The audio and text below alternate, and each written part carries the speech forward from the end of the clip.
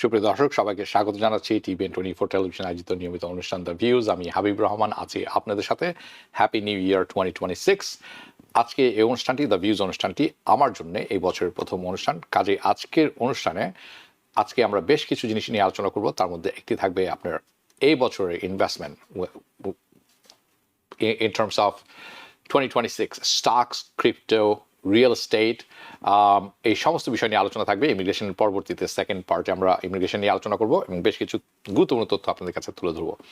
ওকে, প্রথম কথা হচ্ছে অনেকেই আপনারা যারা স্টক মার্কেট নিয়মিত ফলো করে থাকেন আজকে দেখবেন যে disaster. Okay fine, but let's talk about in details all this things. So অনেকেই আছেন যারা প্রশ্ন করছেন, it's kind of like a same question, এবং সবাই অনেকেই জিজ্ঞেস করছেন কিন্তু প্রশ্ন একটি, এবং প্রশ্নটি ভালো প্রশ্ন যেটি আপনারা অন স্ক্রিনে দেখছেন। ফর এক্সাম্পল, যে এই যে স্টক মার্কেট ঊর্ধ্বগামী, স্টক মার্কেট কি উপরের দিকেই যেতে থাকবে আগামী বছর, অর্থাৎ এই বছর 2026?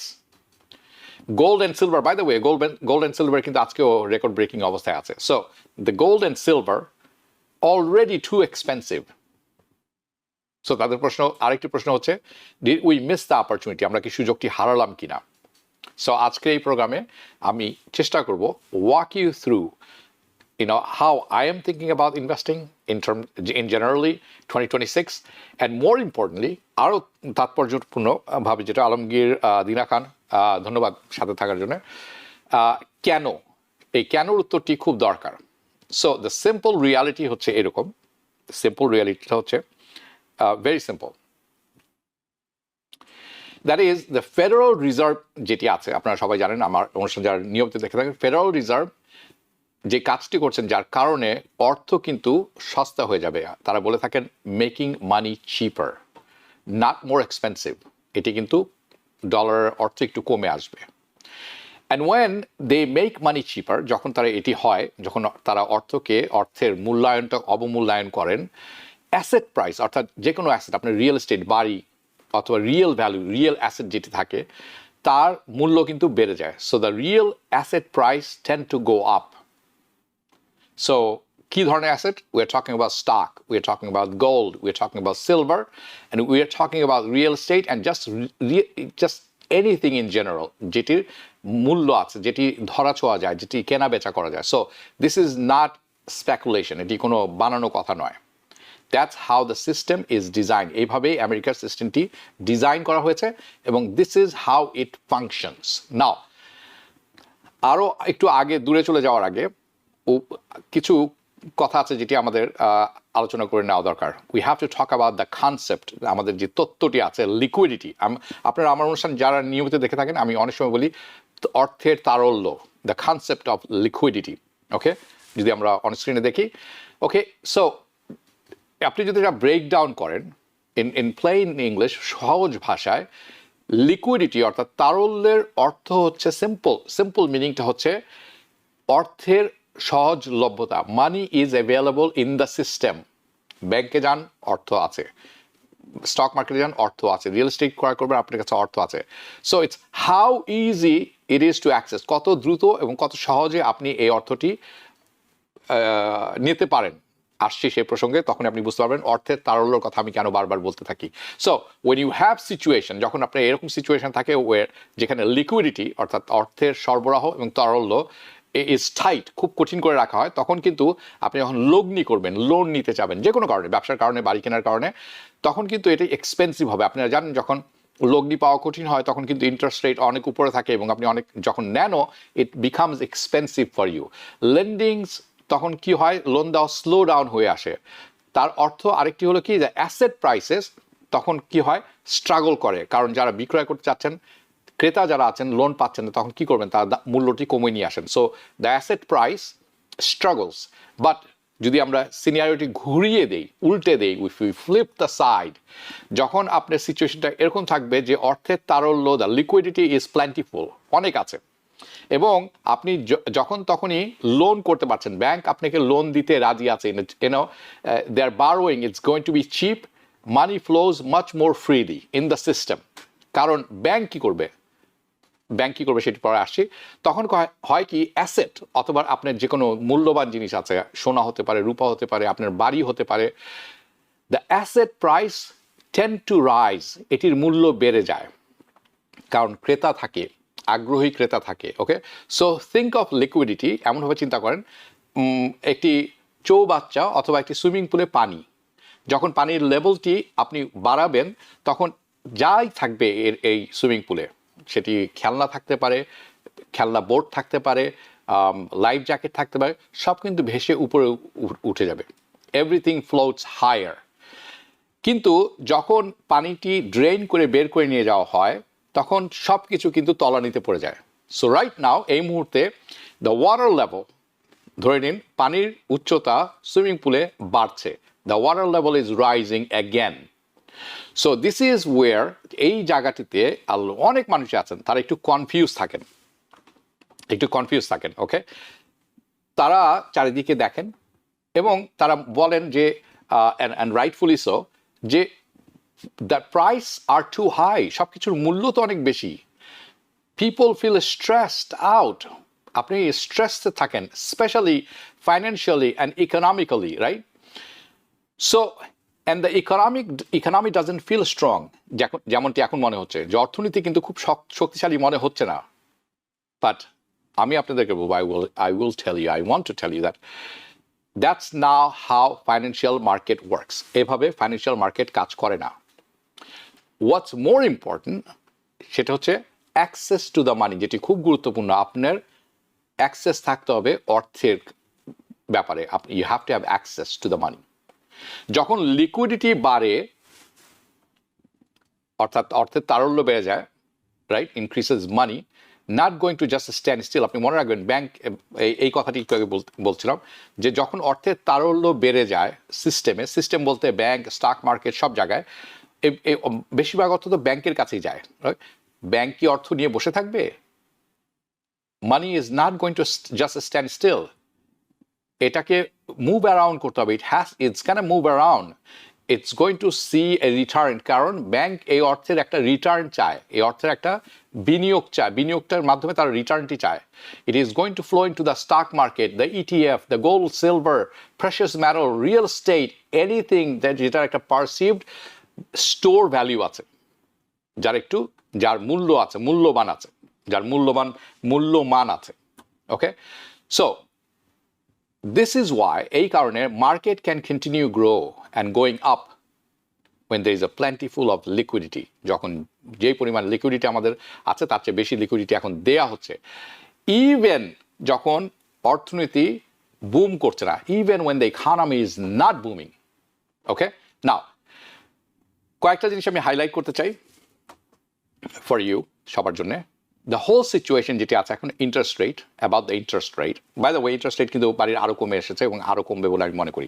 ওকে, বাট ব্যাপারটি একটু কমপ্লিকেটেড, এই জন্য আমি একটু ধরে রেখেছি, কারণ এই মাসের শেষে আমি আরেকটি কম্প্রিহেন্সিভ অনুষ্ঠান করবো যেটি real estate, interest rate and third year fix and all this things যেখানে থাকবে। Anyway, so the whole situation about interest rate, so the Federal Reserve যেটি আছে তারা কন্ট্রোল করে শর্ট টার্ম ইন্টারেস্ট রেট, এবং যখন ফেডারেল রিজার্ভ ইন্টারেস্ট রেট বাড়িয়ে দেয় তখন লগ্নি নেয়া অর্থাৎ বারোয়িং, এটি কিন্তু এক্সপেন্সিভ হয়ে যায়। বুঝতেই পারছেন, ইন্টারেস্ট রেট হাই, আপনি যখন বড় করবেন আপনাকে রিটার্ন দিতে হবে হাই।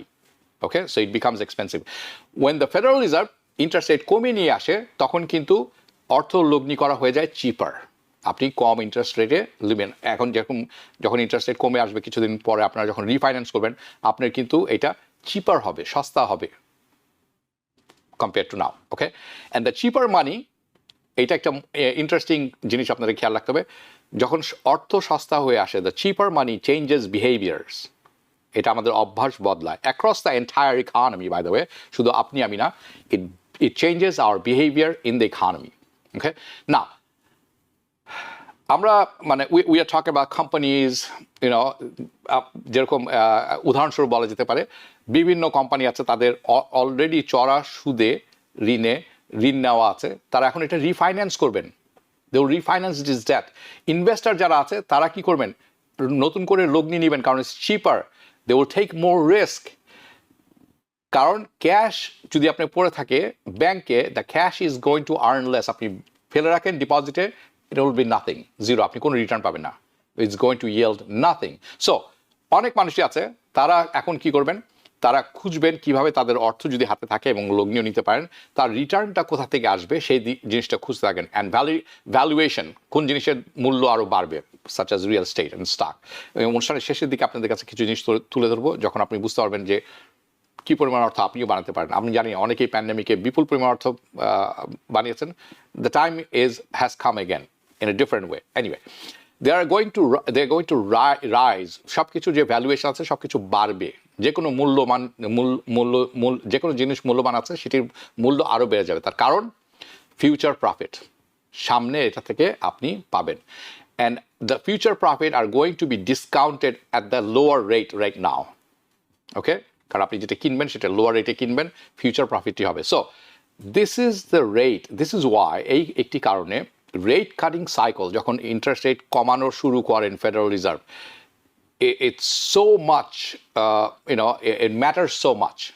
অনেক কারণ আছে, কারণগুলা ম্যাটার করে কেন, এই কারণে, কারণ পণ্যদ্রব্য থেকে শুরু করে সব কিছুর মূল্য বেড়ে যাবে। ওকে, অ্যান্ড হিয়ার ইজ দ্য কি পয়েন্ট অফ 2026, আমরা এখন আজকে দ্বিতীয় দিন, January 2nd, right? Yeah.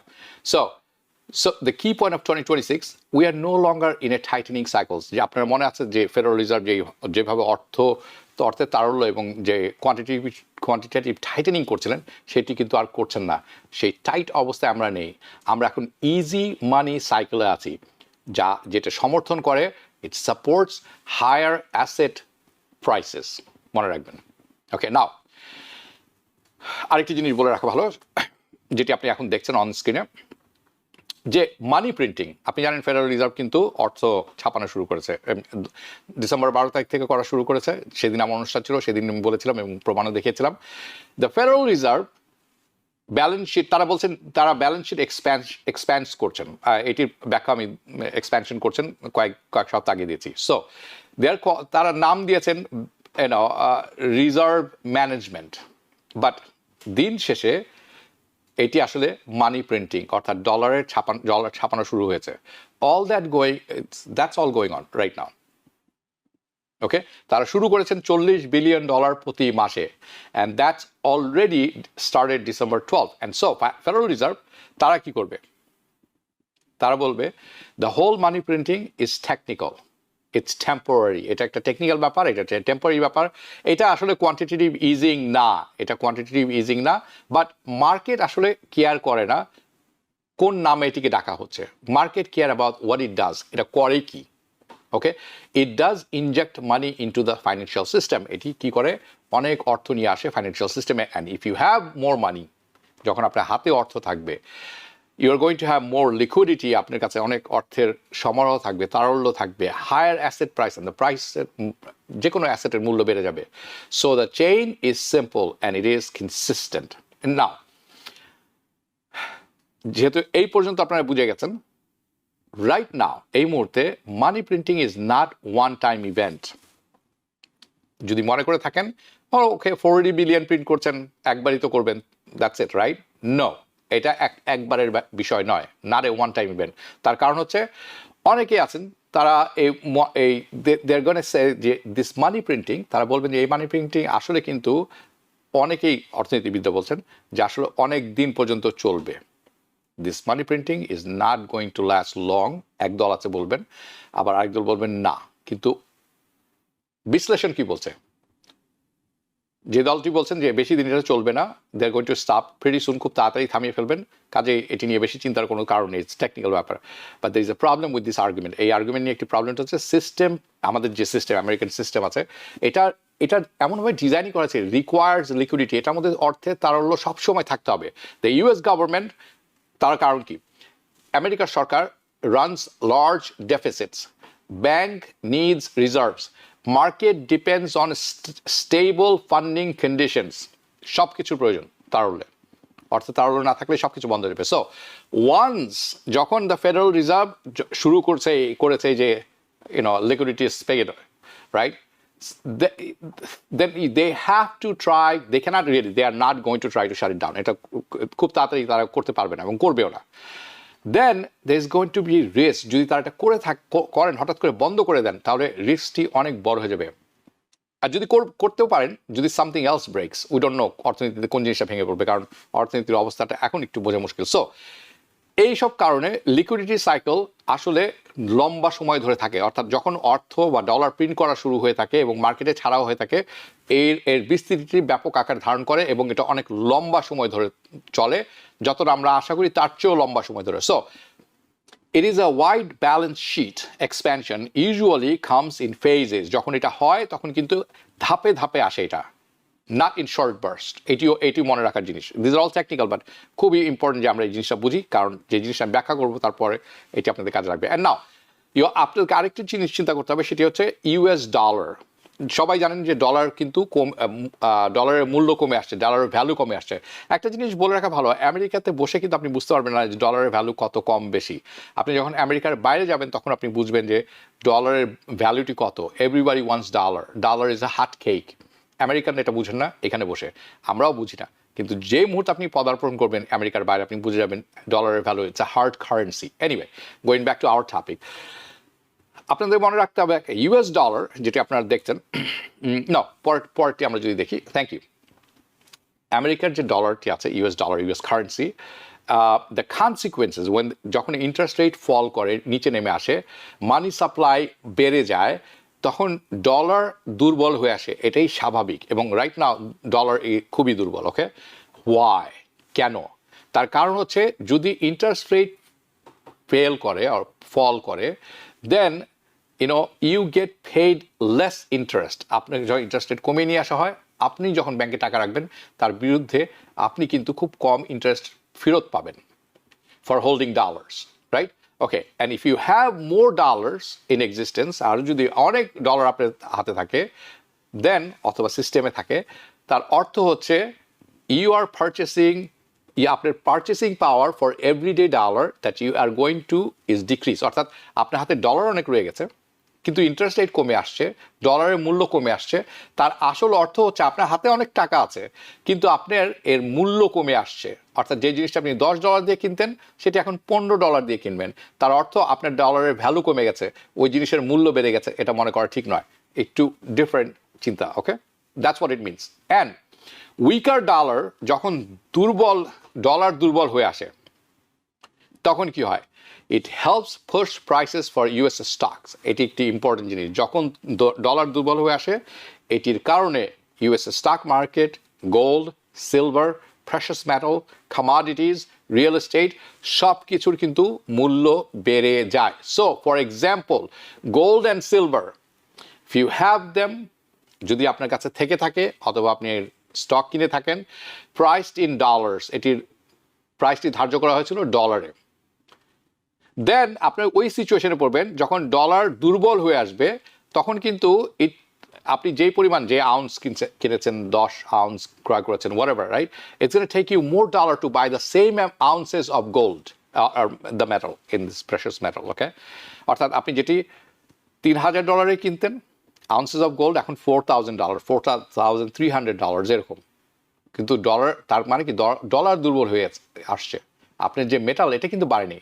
Just want to point this out that you have the price of gold or silver going up. আপনি জানেন দুটি বাড়ছে, এটির যে ভ্যালু আছে, the value of gold and silver, এটি কিন্তু বাড়ছে না।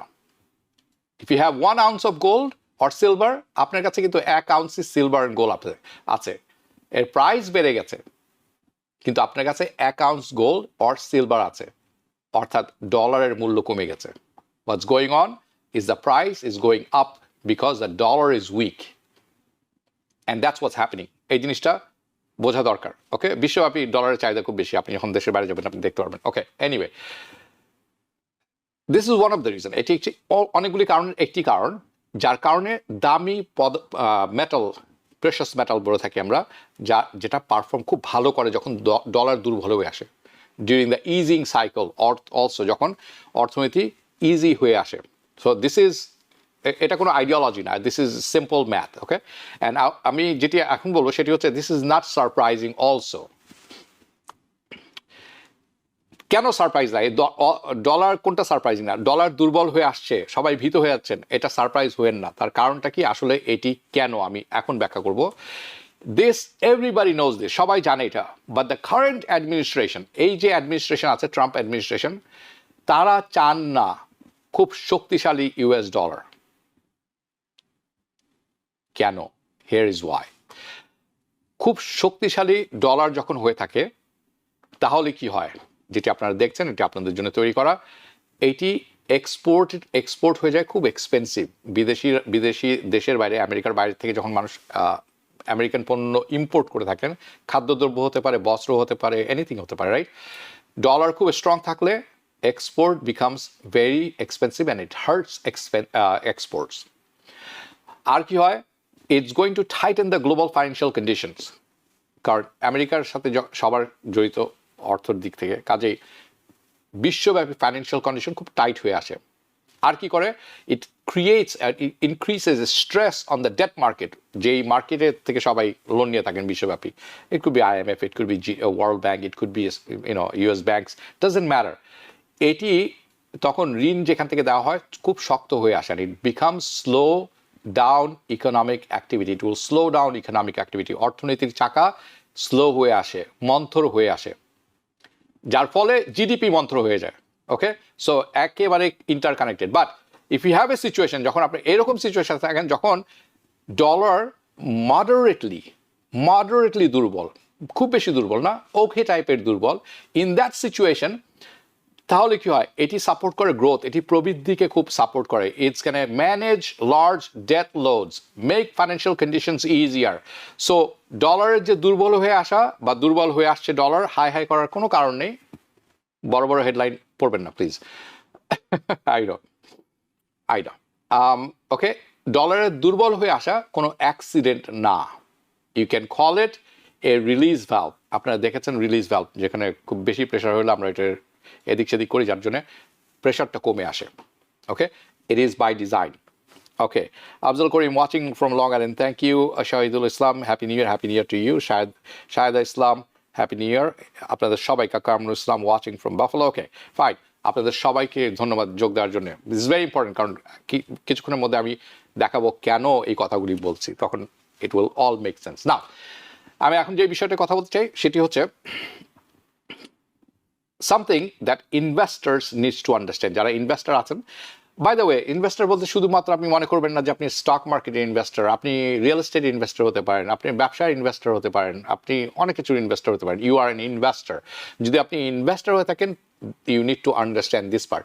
যদি স্টক মার্কেট খুব দ্রুত পতন হয়, falls sharply, what do you think is going to happen? আপনি কি মনে করেন তখন কি হবে যদি স্টক মার্কেট রাতারাতি একটা গোত্তা খেয়ে নেমে যায়? আজকে যেরকম এটা, it's a pull back, I would not say it's a crash. Okay, my guess, আমার গেস হচ্ছে ফেডারেল রিজার্ভ কি করবে? সাথে সাথে স্টেপ ইন করবে, সাথে সাথে তারা পর্দায় পদার্পণ করবে। তার কারণ হচ্ছে, আপনি এটি দেখেছেন, আপনারা যারা অনেক ধরে দেশে আছেন, না হলে এখন শুনে নেন, আমরা এটা রিপিটেডলি দেখেছি, বারবার হতে দেখেছি। 2008 সালে ফাইন্যান্সিয়াল ক্রাইসিসে দেখেছি, 2020 সালে দেখেছি, প্যান্ডামিকের সময় বারবারই ফেডারেল রিজার্ভ এই রেস্কিউতে আসে। And whenever you have the banking stress episode, যখনই বড় বড় ব্যাংক ফেল করেছে, Enrons and all this things, কিছু দু বছর আগেও বেশ কয়েকটি ব্যাংক দেউলিয়া হওয়ার পথে ছিল, ফেডারেল রিজার্ভ স্টেপ ইন, তারা এখানে পদার্পণ করেন, তারা আসেন, তারা রক্ষা করেন যখন এই ধরনের এপিসোড হয়ে থাকে, besides the financial crisis. Okay, so এটাকে কমনলি বলা হয়ে থাকে ফেডস পুট। যারা স্টক মার্কেট আছেন তারা কল অপশন যারা করেন, কল অ্যান্ড পুট জানেন, কিন্তু এই যে অবস্থাটাকে, এটাকে বলা হয় ফেডারেল রিজার্ভের পুট, ফেডস পুট।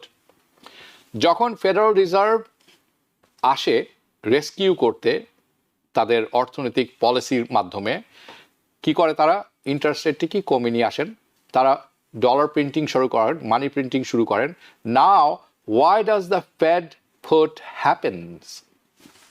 ওকে, ফেড পুট কেন ফেডারেল রিজার্ভ এসে এই হস্তক্ষেপ করেন এখানে? Why are they on the stand by? সবসময় মনে হবে, আরে তারা তো স্ট্যান্ড বাইতে আছে to rescue the market, right? তার কারণ হচ্ছে, it's because the market crash does not stay in the market. যখন মার্কেট ক্র্যাশ করে, এটা শুধু মার্কেটের মধ্যেই সীমাবদ্ধ থাকে না, এটি ছড়িয়ে পড়ে credit market, employment, housing, consumer confidence, আপনি আমি যে ভোক্তা আছি, আমাদের কনফিডেন্সও নড়ে যায়, তখন আমরা কি করি? খরচ কমানো বন্ধ করে দিই। Even the government finances, and then that point, ওই সময় দ্য কস্ট, যদি তারা ইন্টারভিন না করেন, না পদক্ষেপ নেন, সেটির মূল্য অনেক গুণ হায়ার। যদি তারা বলে যে না আমরা কিছু করবো না, মার্কেট নিজে নিজে ঠিক হয়ে যাবে, মার্কেট উইল কারেক্ট ইটসেলফ, অনেক বড় ডিজাস্টার হয়ে যাবে। এই ডিজাস্টার প্রতিরোধ করতেই তারা পদক্ষেপ নেন। ওয়েন স্ট্রেস বিকামস সিভিয়ার, যখন খুব কঠিন অবস্থা ধারণ করে, পরবর্তীটিকে আমরা দেখতে পারি। Thank you.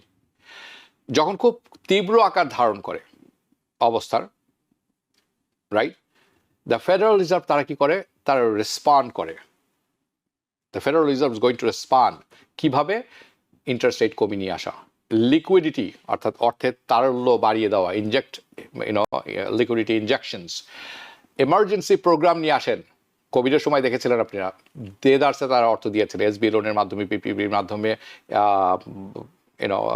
আনএমপ্লয়মেন্টের মাধ্যমে। These are all the programs, emergency programs. And of course, আর কি করেন? ব্যালেন্স শিট এক্সপ্যানশন, ট্রেজারি ক্রয় করেন। So that is why, that is what people mean. যখন মানুষ বলে যে ফেডারেল রিজার্ভের put, this is what they mean actually. It does not mean market cannot fall. তার অর্থ হচ্ছে তারা ইন্টারভিন করার পর মার্কেট ফল করবে না এমন কোনো কারণ নেই। It doesn't mean that.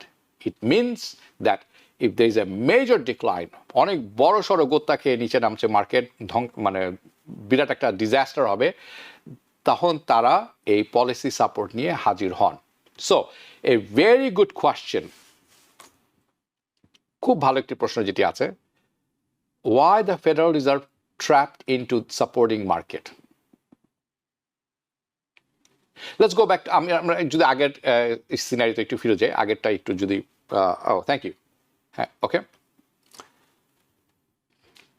কেন আমরা তাহলে ফেডারেল রিজার্ভের অবস্থা এমন হলো কেন? তারা এই জায়গাতে ট্র্যাপড হয়ে বসে থাকলো কেন? Why is the Federal Reserve trapped into this supporting the market, right? The answer is because system today, আজকের যে সিস্টেম আছে, ইকোনমিক সিস্টেম, এটি খুব সেন্সিটিভ টু লিকুইডিটি, অর্থের তারল্য থাকতেই হবে, এভার বিফোর, যে কোনো সময়, অতীতের যে কোনো সময় চাইতে। Why is that? কেন সেটি? সো আমি চাই আপনি একটু চিন্তা করে যদি বলেন, just look at debt level, কি পরিমাণ ঋণ আমেরিকার আছে। The debt level is higher than ever before. মার্কেটেরও অনেক ডেট আছে, অনেক লোন আছে।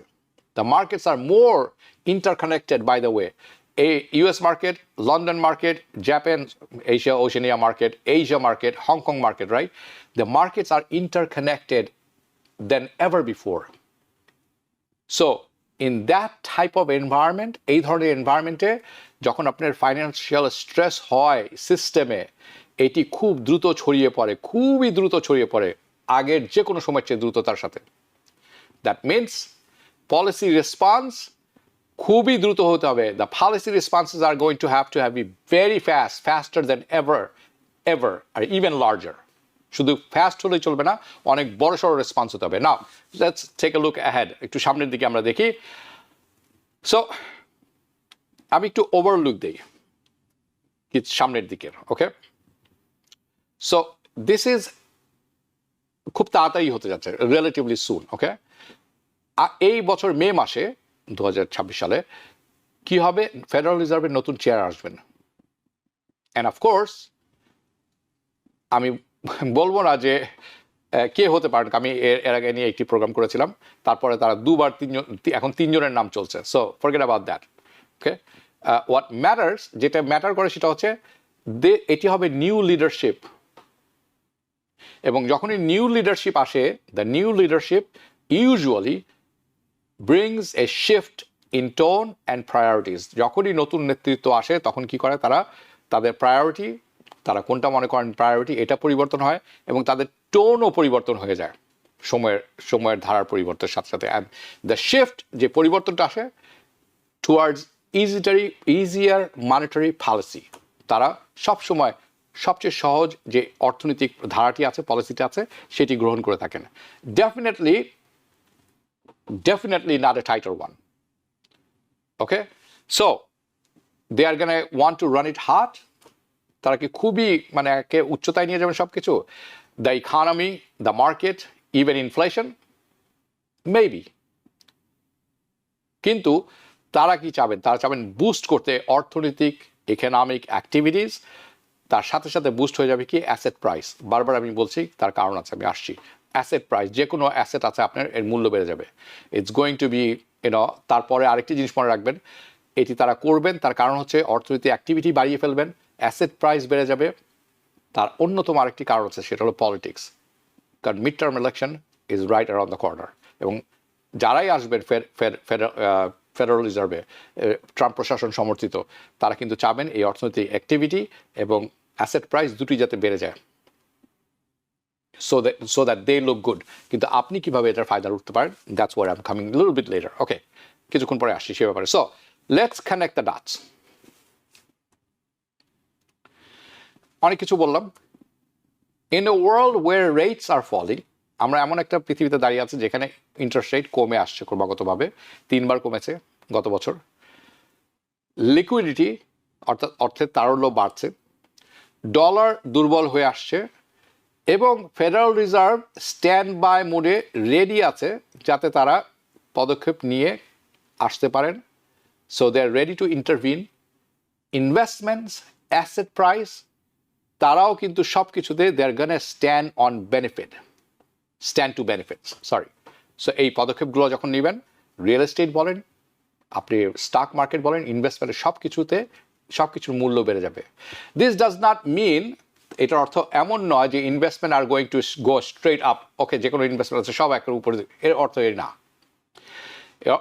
what I mean to say is that আপনি যেখানে আছেন সেখান থেকে হয়তো পুল ব্যাক দেখতে পাবেন, আপনি হয়তো একটু পিছাতে পারবে, একটু কমতে পারে, একটু পড়তে পারে, রাইট? একটু ভলাটিলিটি দেখতে পারেন আপনি, you are going to see volatility, right? But in liquidity, অর্থের তারল্যের কথা বলছি, in a rich environment, dips হচ্ছে হঠাৎ তাকে নেমে যাওয়া প্রাইস। ওকে, আমি কিছুক্ষণ পরে আপনাদেরকে দেখাবো, আজকের মার্কেটে যারা দেখেছেন তাদের খুব ভালো করে জানার কথা। So in liquidity rich environments, dips tend to be bought.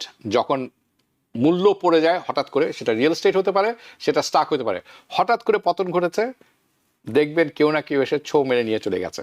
So in rich environment dips tend to be bought. Okay, মনে রাখবেন, আমি আসছি কিছুক্ষণের মধ্যে এই প্রসঙ্গে।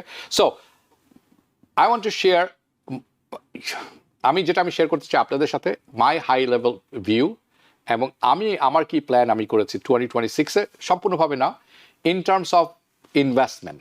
ওকে, 2025 I made money from investment from the stocks. Okay, that's good. আজকে Tesla ব্যাপকভাবে পড়েছে, I think last I saw is 438. Okay, Tesla gave me good money, Netflix gave me good money before this split. Okay, splitর পরে একদম dead হয়ে আছে, এবং তা থাকার কারণও আছে, আসছি সেই প্রসঙ্গে কিছুক্ষণের মধ্যে। But I am not going to take, যেটি আমি করবো না, কারণ মার্কেটে এখন পতন ঘটছে সেটি, এবং অনেকেরই করা উচিত না। যদি আপনি মার্কেটে থেকে থাকেন, আমি গত সপ্তাহে বলেছি, একজন আমাকে থামিয়েছিলেন জ্যাকসন হাইটসে, উনি 100 শেয়ার কিনেছেন অরাকল ইজ স্লো কিন্তু সলিড কোম্পানি। আপনি টাকা লস করবেন না, একটু সময় লাগবে এটি যেতে, আরও একটু কিছুক্ষণের মধ্যে আপনার জন্য ইন্টারেস্টেড জিনিস আছে সেটি দেখবেন। ওকে, না কেন আমি বলছি, যদি ভেস্টেড থাকে, অর্থাৎ আপনার ইনভেস্টমেন্ট থাকে ইন দ্য স্টক মার্কেট, আপনি কিন্তু সেখানে যদি ভালো স্টক থাকে, ঊর্ধ্বগতির স্টক, প্রবৃদ্ধি স্টক থাকে, তাহলে ইটস গুড। এটা বের করা হবে বোকামি, কারণ আপনার অর্থে যেহেতু ডলার উইক হয়ে আসছে, আপনি কি করবেন, আপনার অর্থেও যদি ডলারটি ক্যাশ করে ফেলেন, you can lose it to inflation, কারণ ইনফ্লেশনও বাড়বে, এবং ইনফ্লেশন বাড়বে, ডলার দুর্বল হয়ে আসছে, আপনি ডলারের ভ্যালু কমে গেল। So this is one thing. Now I'm not, অনেকেই বলবেন যে আমি তো এখনো বুঝতে পারছি না 2026 কি হবে। বাই দ্য ওয়ে, হিস্টোরিক্যালি আপনি যদি খুব স্যাভি না হয়ে থাকেন, stock market is not for you in January, সর্বশান্ত হয়ে যাবেন। So be careful, patience is the key. Okay, নাও তাহলে কি আপনি সাইড লাইনে বসে থাকবেন যাতে একটা ক্র্যাশ আসবে কোনো একদিন? এই টাইপের সেট আপের জন্য, সেটা রিয়েল এস্টেট হোক, সেটা স্টক হোক, in this type of environment আপনাকে মনে রাখতে হবে এই দুটি আপনাকে সুযোগ দিবে। If there is going to be any dips, stock মার্কেটের কথা বলছি, then definitely I will buy. আমি এই জন্য কোনো স্টকের নাম বলি না, দুটি বলে ফেলেছি। I am not a financial advisor, please don't buy them, at least now, don't listen to me, okay? I am not a financial advisor, that's a disclaimer. Now I understand, যেটা আমি বুঝি সেটা হচ্ছে the fear of buying at top. আপনারা অনেকেই কিনে থাকেন, অনেক সময় রিয়েল এস্টেট হোক, অনেক উচ্চ প্রাইসে কিনে ফেলেছেন, অনেক উচ্চ ইন্টারেস্ট রেটে কিনে ফেলেছেন, আবার স্টক মার্কেটেও আপনি কিনে ফেলেছেন অ্যাট দ্য টপ, যে সময়টা আসলে কেনা উচিত ছিল না। এটির জন্য প্রচুর পরিমাণে স্টাডি দরকার, স্টকের আলাদা এডুকেশন আছে। So whether you talking about stock, gold or silver, okay, তখন আপনি হয়তো জিজ্ঞেস করবেন, ওকে, and it's a good question, is how much higher can this market go? তখন আপনি তো কিনে ফেলেছেন হাইতে, তখন আপনি প্রশ্ন হতে পারে আরও কি উপরে যাবে? আমার অ্যান্সার হবে, বাই আস্কিং ইউ, আপনাদের কাছে সেটা হবে, how much more money can the government print? কোয়েশ্চেনটা আর কত স্টক মার্কেটে উপরে যাবে? অলরেডি তো উপরে। প্রশ্ন আসলে সেটা না, প্রশ্ন হচ্ছে গভর্নমেন্ট কি পরিমাণ অর্থ সরবরাহ অব্যাহত রাখবেন মার্কেটে। আর they are going to stop any time soon? আপনি কি মনে করেন তারা যে কোনো সময় এই অর্থ সরবরাহ বন্ধ করে দিবেন? I don't think so, I do not think so. এবং যেহেতু করবেন না, স্টক মার্কেট উপরের দিকে যাবে।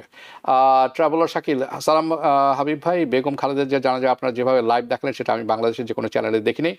ক্যামেরাগুলোর অ্যাঙ্গেল, ক্যামেরাগুলো আপনারা কীভাবে সেট করেছিলেন সেটি, আচ্ছা ট্রাভেলার শাকিল, আপনাকে তো এই মানে সিক্রেট বলে দেওয়া যাবে না, তাহলে সবাই জেনে যাবে দৃষ্টি, ওকে?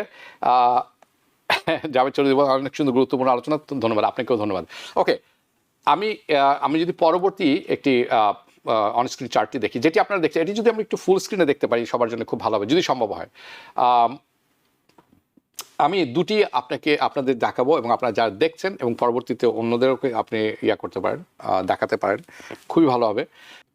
কিছুক্ষণ পরে বলবো না। আর এখন আমি গতকালকে রাতের কথা বলছি, আজকে আরও পতন হয়েছে। এটার ধরেন গতকালকে আপনি বিক্রয় করে দিয়েছেন, এই দুটি কথা মনে রাখবেন। আমি এরপরে, এটি হলো টেসলা, অনেক বড় নাম, অনেক বড় কোম্পানি, অনেক মানে ভলেটাইল, উপরে নিচে করে।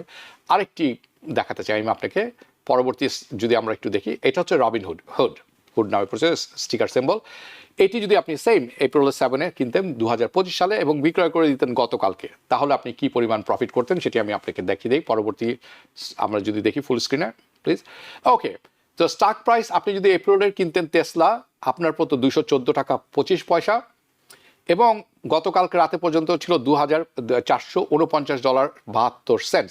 ধরুন আপনি $1,00,000 টেসলা কিনেছিলেন এপ্রিলের 7 তারিখে, তাহলে আপনার ক্রয় মূল্য এবং বিক্রয় মূল্য বাদ দেওয়ার পরে যেটি থাকে, তাহলে আপনার প্রতিটি শেয়ারে লাভ হতো $466। আপনি যদি $1,00,000 ইনভেস্ট করতেন এখানে, আপনার প্রফিট হতো $1,09,000। নট ইউর ইনভেস্টমেন্ট আপনার ওইরকমই থাকতো, okay? So this is 109% gain. ঠিক উল্টো দিকে আমি দেখাচ্ছি হুড এপ্রিলের 7 তারিখে ছিল $29.66, গতকাল রাতে পর্যন্ত ছিল $113, আর একটু কমেছে এখন। আপনি যদি $1,00,000 হুড কিনতেন স্টক প্রাইস, তাহলে আপনার 3,000 শেয়ার হতো, 3,371 শেয়ার হতো, এবং আপনি যদি গতকালকে বিক্রয় করতেন তাহলে আপনার প্রতিটি শেয়ারে প্রফিট হতো $83.44। অর্থাৎ $1,00,000 বিনিয়োগে আপনি $2,81,318 লভ্যাংশ নিয়ে আসতেন। This is besides the money, $1,00,000, okay? So আপনার প্রফিট মার্জিন হতো 281%, ওকে? একটু সরিয়ে দিই এটা। এই জিনিসটা আপনি আপনাদেরকে দেখালাম এই কারণে, যারা আসলেই করতে চান এবং অর্থ পড়ে আছে, this is the place where you can, but এটির জন্য দরকার প্রপার এডুকেশন। আপনাকে তো প্রথমে জানতে হবে কোনটা কিনবেন, আপনাকে জানতে হবে কোনটা পড়বে, কোনটা পড়বে না। আপনি তো আপনার পাশের বাসার ফ্রেন্ডের কথা শুনে কিনবেন না, যখন কিনবেন তখন ভুল করবেন, সর্বশান্ত হয়ে যাবেন, যেটি আপনারা অনেকেই করেছেন ক্রিপ্টোর সময়, অনেকেই করেছেন স্টকের সময়ও, অযথাই কিনেছেন স্টক না বুঝেই। স্টক মার্কেট ইজ নট আজকে কিনলেন কালকেই পয়সা দিয়ে দিবেন, নো, এরকম নয়, okay? It's a long term thing. In the long term stock market will give you money, okay? Anyway, চলুন ইমিগ্রেশন আপডেটে যাই। ইমিগ্রেশন আপডেটটি কয়েকটি জিনিস খুব জরুরি, ওকে? কয়েকটি significant US immigration policy change হয়েছে 2025 সালে, সেটি একটু সবাইকে মনে করিয়ে দিতে চাই। প্রাইমারিলি থ্রু অ্যাডমিনিস্ট্রেশনের অ্যাকশন, ওকে, এবং সেটি হচ্ছে ওয়ান বিগ বিউটিফুল বিল। আমরা যদি অনস্ক্রিনে দেখি OBBA বলে থাকেন শর্টকাটে অনেকে, okay. So it's rather comprehensive legislative, মানে খুব কম্প্রিহেন্সিভ একটা লেজিসলেটিভ তারা করেছেন। আরেকটি আছে propose digital act, dignity act, সেটি আমি কিছুক্ষণ পরে বলবো।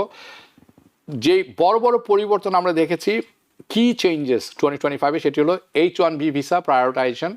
এটি H-1B ভিসা যেটা আছে লটারি প্রসেস কমপ্লিটলি রিপ্লেস করে দেওয়া হয়েছে এবং এটি একটি সিলেকশন প্রায়োরিটাইজ হাই স্কিলের জন্য চলে গেছে।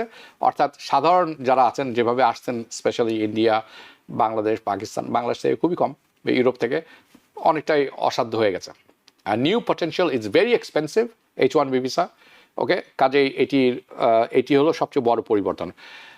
আপনারা জানেন যে ওয়ার্ক পারমিট যে আছে, এটার কিন্তু অটোমেটিক এক্সপেনশন আগে হতো, এটা বন্ধ করে দেওয়া হচ্ছে। বাইডেনের সময় সেটি ছিল 540 দিনের জন্য, সেটি আর এখন no longer.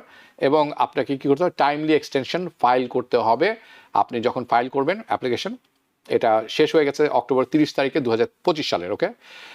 Mandatory electronic payment, যেটি আরেকটি পরিবর্তন। অ্যাজ অফ অক্টোবর 2025 USCIS কিন্তু কোনোভাবে আর পেপার চেক নিচ্ছে না, মানি অর্ডার নিচ্ছে না, ওকে, সেটি বন্ধ করে দিয়েছেন। ফাইলিং ফিজ এটি আপনাকে ইলেকট্রনিক পেমেন্টে দিতে হবে, এটি একটি পরিবর্তন। রিয়েল আইডি এনফোর্সমেন্ট, অর্থাৎ আপনার কিন্তু ড্রাইভার্স লাইসেন্সের কাজ হবে না অনেক জায়গায়, সেটি মে 7 তারিখে শুরু হয়েছিল 2025 সালে। রিয়েল আইডি কমপ্লায়েন্ট ফর্ম আছে আইডেন্টিফিকেশনের, এটি কিন্তু রিকোয়ার্স আ বায়োমেট্রিক্স, হ্যাঁ, for flights, for entering federal building. আপনি যদি ফ্লাইটস নেন ইন্টারনালি, আপনার রিয়েল আইডি লাগবে। আপনার ফেডারেল বিল্ডিংয়ে যাতে রিয়েল আইডি লাগবে। আনডকুমেন্টেড ইমিগ্রেন্ট যারা আছে তারা কিন্তু রিয়েল আইডি পাবেন না কোনোভাবে, কারণ অনেক কিছু প্রয়োজন পড়ে, ওকে। নাও ন্যাচারালাইজেশন প্রসেস, অর্থাৎ সিটিজেনশিপ পরীক্ষা, এটির পরিবর্তন হয়েছে বেশ কিছু 2025 সালে। এবং এটি এখন যে আছে, এটি হচ্ছে নতুন টেস্ট, নিউ টেস্ট, ওকে। সো এই অ্যাপ্লিকেশন এটি পরিবর্তন করা হয়েছে এফেক্টিভ অক্টোবর 2025। USCIS কী করেছেন, খুব স্ট্রিক্ট করে ফেলেছেন এখন একটু, এবং আরও স্ট্রিক্ট করতে যাচ্ছেন সামনে। কোন জিনিসটি স্ট্রিক্ট করেছেন, খুব স্ট্রিক্টার, সেটা হচ্ছে গুড মোরাল ক্যারেক্টার গাইডেন্স। অর্থাৎ আপনার চরিত্র বা চারিত্রিক বৈশিষ্ট্য ভালো হইতে হবে, যার মধ্যে থাকবে তারা বলছেন ইটস হোলিস্টিক রিভিউ, আপনার সব কিছু নিয়ে দেখা হবে আপনি যখন অ্যাপ্লিকেশন সাবমিট করবেন। আর কি আছে পরিবর্তনের মধ্যে, বেনিফিট রেস্ট্রিকশন। আপনি জানেন ওয়ান বিগ বিউটিফুল জুলাই 4, 2025-এর যেটি আছে, তখন থেকে কিন্তু certain health insurance, nutrition plan, benefit plan, যারা আছেন লফুলি প্রেজেন্ট ইমিগ্রেন্ট, তাদেরকেও অনেক কিছু কমিয়ে দেওয়া হয়েছে। এবং made several tax benefit only, বেশ কিছু ট্যাক্স বেনিফিট যেটা আছে, বাই দ্য ওয়ে ট্যাক্সের সময় চলে এসেছে, বি কেয়ারফুল। অনেক ট্যাক্স বেনিফিট যেটা আছে শুধুমাত্র অ্যাভেলেবল করা হয়েছে ওই সমস্ত সোশ্যাল সিকিউরিটি যেগুলো ভ্যালিড ফর ওয়ার্ক, অর্থাৎ আগে টিন দিয়ে করা যেত এবং সোশ্যাল সিকিউরিটি থাকলে করা যেত। এখন অনেক ট্যাক্স আছে যেটি ভ্যালিড সোশ্যাল সিকিউরিটি, অর্থাৎ যদি লেখা থাকে নট ফর ওয়ার্ক, আপনি ট্যাক্স ফাইল করলে আপনি কিছু পাবেন না, ওকে। দিস ইজ অনেকেই মিস করে গেছেন এই জিনিসটি, okay. So be careful about this one. 3 number দিলে আপনি হয়তো কিছুই পাবেন না, এগুলো কিন্তু এখন শেষ। ফি বাড়িয়ে দেওয়া হয়েছে, কিসের নতুন করে ফি বাড়া হয়েছে, অ্যাসাইলেম অ্যাপ্লিকেশনের। এখন একটি বাৎসরিক দাঁড়িয়েছে, অ্যানুয়াল অ্যাসাইলেম ফি, প্রতি বছর আপনাকে $1000 করে দিতে হবে একটা fee, okay. Specially for individual granted parole into US, যারা প্যারোল নিয়ে বর্ডার থেকে ঢুকেছেন তাদের জন্য প্রতি বছর $1000 একটি ফি থাকবে, ওকে। এক্সটেন্ডেড বায়োমেট্রিক কালেকশন, যেটি পরিবর্তন হয়েছে, সেটি DHS কি করেছে, তাদের অথরিটিতে তারা কালেক্ট করবেন ফেশিয়াল, চেহারার বায়োমেট্রিক্স, অল নন সিটিজেন যখন তারা দেশে ঢুকবেন in the US, air, land or sea port, নদীর পথে, যাদের কবে থেকে শুরু করেছেন, ডিসেম্বর 26, অর্থাৎ গত সপ্তাহ থেকে শুরু করেছেন। এবং যখন বের হবেন তখন কিন্তু গ্রিন কার্ড থাকলেও আপনাকে আপনার বায়োমেট্রিক্স দিয়ে বেরোতে হবে, ওকে। নাও আরও কী করেছেন, তারা টার্মিনেট করে দিয়েছেন বেশ কিছু এনফোর্সমেন্ট, CHNV প্রোগ্রাম, আপনারা সেটি জানেন, TPS প্রোগ্রাম শেষ করে দিয়েছেন। এটি আমাদের কমিউনিটির জন্য খুব একটা প্রযোজ্য না, কাজে আমি সেটা কিছু বলবো না, ওকে। নাও পেন্ডিং লেজিসলেটিভ অ্যাপ্রোচ বিল যেটি আছে, সেটি হচ্ছে কি চেঞ্জেস ইন 2025-এর, সেটা হচ্ছে কি একটি নতুন বিল এসেছে। এটা গত বছরে এসেছে, আমি এখনও কথা বলিনি এই ব্যাপারটিতে, তার কারণ হচ্ছে আমি দেখছি এটা কোথায় যায়, এটিকে বলা হচ্ছে ডিগনিটি অ্যাক্ট 2025। ওকে, এটি হাউসে ইন্ট্রোডিউস করা হয়েছে। এটি একটি solution for broader security and pathways for legal status for dreamer and some undocumented immigrants. অনেক আনডকুমেন্টেড ইমিগ্রেন্ট আছে এদেশে, অনেক ড্রিমার আছেন, ছোটোকালে এসেছেন, বাবা মার সাথে কাগজপত্র নেই, এরকম যারা আছে তাদের জন্যে, এবং ইলিগাল যারা আছেন তাদের জন্য এটি আছে। সেটি করবে তারা, এবং রিডাকশন ইন ভিসা ব্যাকলগ, যাতে যে পরিমাণ ভিসার জন্য অ্যাপ্লিকেশন করা হচ্ছে, এই করা হচ্ছে, সেই করা হচ্ছে, এটাও যাতে কমে আসে, এই সমস্ত করার জন্য তারা এই অ্যাক্টটি নিয়ে এসেছেন। হাউএভার এটি কিন্তু এখনও রিমেইনস লেজিসলেটিভ প্রপোজাল, এখনও কিন্তু এটির কোনো ইফেক্ট আমরা দেখিনি, এটা হাউসে এখনও তোলা হয়নি। কিছু ইম্পর্টেন্ট ব্যাপার আছে আমি এখানে যেটি আমার চোখে পড়েছে, যেটি মনে দ্য কি প্রভিশন বলে থাকি আমি, সেটি হচ্ছে যে ইন্ডিভিজুয়াল যারা আছেন, মানে আপনাকে you must consult with your lawyer, immigration attorney, to understand how this changes your effect. না, আপনাকে মনে রাখতে হবে একটি বড় জিনিস যেটা আমার চোখে পড়েছে এখানে, সেটি হচ্ছে কি যে এখানে অনেককেই কাগজপত্র দেওয়া হবে যদি আপনি প্রমাণ করতে পারেন যে আপনাকে 2021 সালের আগে থেকে এই দেশে আছেন, 7 years of legal status with work authorisation, এটি আপনি যদি প্রমাণ করতে পারেন, এটি আপনাকে কী করতে হবে, রিকোয়ার পেইং রেস্টিটিউশন, আপনাকে $7,000 দিতে হবে অ্যাজ এ ব্যাকগ্রাউন্ড চেক, ওকে, ডিএইচএসকে। কিন্তু আপনি কিন্তু এইটা দিয়ে আপনি যখন পাবেন তখন আপনি ভ্রমণ করতে পারবেন, সবই করতে পারবেন, কিন্তু আপনি কোনোদিন সিটিজেন হতে পারবেন না। ওকে, there is no pathway for citizenship. I think it's a very good bill. এটা কোথায় যায় এখন দেখার বিষয়। আমি আজকে অনেক কিছুই আলোচনা করলাম, বছরের প্রথম দিন আমি চেষ্টা করেছি আপনাদেরকে ভালো খবর দেওয়ার, কাজেই সেটি আমি অব্যাহত রাখবো, এবং আমি আশা করি সেই জিনিসগুলো কাজে লাগবে। এবং বরাবরের মতো আপনাদের সমর্থনের জন্য আপনাদের সবার কাছে আমি কৃতজ্ঞ। Thank you for your support and I wish you a very good night. দেখা হবে পরবর্তী অনুষ্ঠানে। শুভরাত্রি। TBN 24 টেলিভিশন দেখতে আজই কল করুন 7187776556। লগ ইন করুন www.totalcablebd.com। নিউ ইয়র্ক থেকে সম্প্রচারিত TBN 24 টেলিভিশন বিশ্বজুড়ে বাঙালির কণ্ঠস্বর।